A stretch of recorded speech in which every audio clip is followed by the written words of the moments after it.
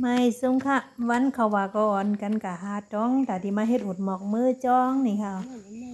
ลงของลงกาเฮกำในก็มาหันโกยเฮอังเตรียมมือสำเปลายเฮ็ดไหนนั่นน่ะเฮ้ยอ่ะอันนั้นเฮ็ดอันมันอ่ะก็เป็นเตียบโกยกำในก็หาแหนด้วยตองนี่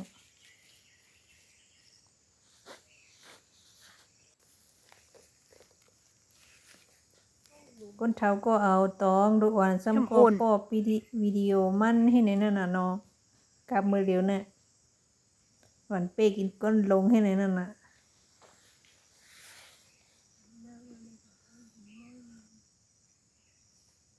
ใบนอกนี่ก็พังดีหือใจใบอันใหญ่ๆอังเอาไงเอาเขี้ยวหางดีเด้อ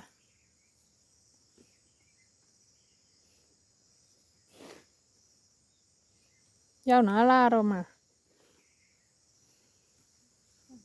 เหมือนกันก็ผังช้อนอ่ะ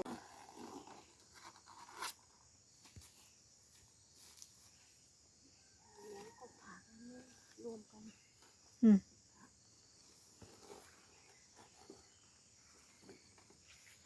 ให้มันไหลปะเอ็นเมี้ยวในมันเนี่ยผมไหลปะเอ็นอันในมันจังสิกนี่มันเอ็นอันในมัน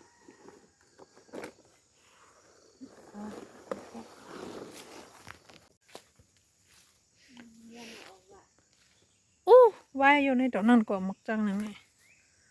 กำในเฮ็ดหน่อยซิสมัติตัวน้ำน้องหมดเลยน้ำน้องหมดได้ยอมมาอีดแนวคำบ่โลนผังมันเอาวะคือว่าได้โลนขึ้นผังให้ในเลี้ยงอ่ะปีได้เข้ามาในเข้าก่อนให้ก็กล้วยในก่อนเนาะ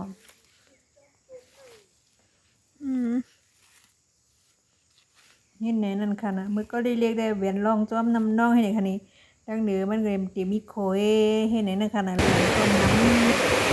ว่ามาตรงหัวก็มือนี่ก็ไม่มาขอทางไทย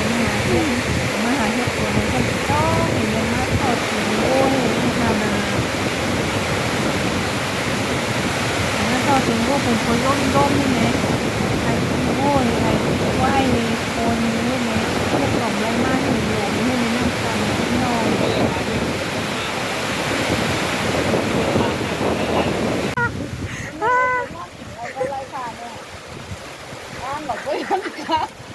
ก็ปนลอยฮะก็ยันกาของอยู่อันล่างเลยก็ปนลอยหนอลอยเครื่องมากก็ทุกพวกไรเอาค่ะเนี่ยมาเพียนอะไรคะเนี่ยบูไข่เรื่องว่าไข่ทะเลโบทะเลใกล้ลงมาเอาก็สองคนในมือแต่ซิ่งของพวกกาในกันนะเขาห่างกันกันนะ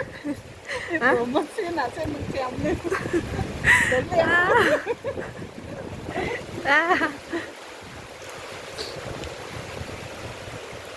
โบขึ้นควักแล้วครับอ่ะเป็นมากเหมือนกันมือได้ด้วยเอ็นดีกันนะคุณเรียกว่า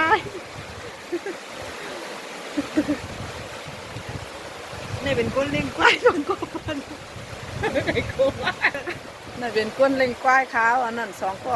ปนดุกเลยเอ็นดูกันนะคนมากับอะไรมือเฮือนบุกควายเขาก็ไปมักเขาขอกเสียงแล้วน่ะในดำปังนั่นเนี่ยนี่บัวค่ะแหละสีดำก็มีสีหมุนก็มีค่ะบัวค่ะนี่ที่นั่นอันใต้คล้องนี่เป็นควายค่ะอันนี้ดึกเป็นปูนไม่เอาแล้วใต้คล้องไปมามวดค่ะไปเกียรเขาคอกพวกอะไรกับสิบมากค่ะนี่ค่ะนะ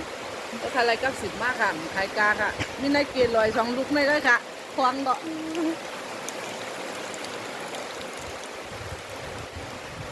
สนใจสั่งมากเลยค่ะวันในมือกุดแต่มีโปรโมชั่นค่ะนะซึ่งยำนึงอ่ะตัวเล็กเนี่ยก็คือ เจ้าแบบเดียวป้าลุงอ่ะใช่แล้วเจ้าเนี่ยแถมค่ะบ่เขาบ่แถมป้าเขาก็จ้างที่เอาขายกันเลยขายบางส่วนมีคนขายบางชั่วไว้ครับ